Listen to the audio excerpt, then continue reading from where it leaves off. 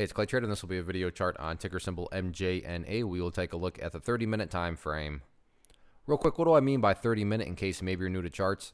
Instead of each one of these candlesticks here representing 1 day's worth of price action, which is what you would normally see, each one represents 30 minutes. While this here may look like several days worth of time, it's actually just today's price action broken down into 30-minute time slices.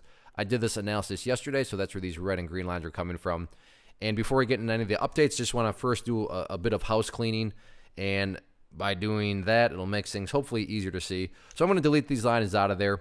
And yes, they pertain to the chart, but like I was saying, makes things easier to see. And when you don't have, some free advertising, but I don't want to have a million lines everywhere that, creates clutter, and then that leads to confusion. So I just want to try to keep this as clean as possible. Now, the first update that needs to be made comes from a foundational principle in charting, which states when levels of resistance are broken and closed above, you want to see them act as support. So always good when red lines are being converted to green.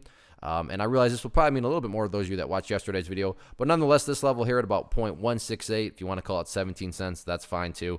But that was a level of resistance. The price is now above it. So this would be, the ideal level of support, meaning, hey, Clay, what would make this chart look the absolute strongest going forward? If the price can indeed hold above that green line, that's going to make the overall chart look, the most powerful. Now, if the price does drop below it, by no means am I saying now everything's ruined. Not saying that at all. That would just be that ideal area. From the big picture of things, as I talked about in previous videos, it still continues to be about that purple line right there, which is a 50-period simple moving average. Or in other words, as long as the price is above that purple line, bulls are in full control, bulls are in full health, however you can best visualize that, no questions asked.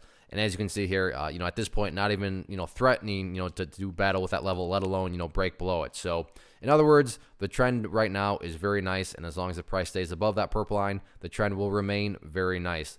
In regards to levels of resistance, nothing new here other than kind of confirmation of 18 cents. Yes, I realize that 18 cents was temporarily broken today a couple of times, but the price was not able to maintain the break, so therefore it wasn't a true break. Remember, a true break has two parts. The first part is, well, yeah, the price has to break above a level, but then the second part is the price has to be able to maintain above it, and the whole maintaining part is where the bulls couldn't quite do it. So 18 cents, still public enemy number one going into tomorrow. All in all, though, another new high, another new low, so the uptrend continues. One of the most popular questions I get is, hey, Clay, how do you find the stocks that you trade? So what I've done is put together this free resource guide where I talk about the tools that I use to locate stocks that I find interested and think may have potential. So if that sounds like something that could add value to you as a trader, then by all means, click right there to get access to the guide. The guide itself is very short and to the point, and like I say, it is free. Thanks for watching. Have a good one.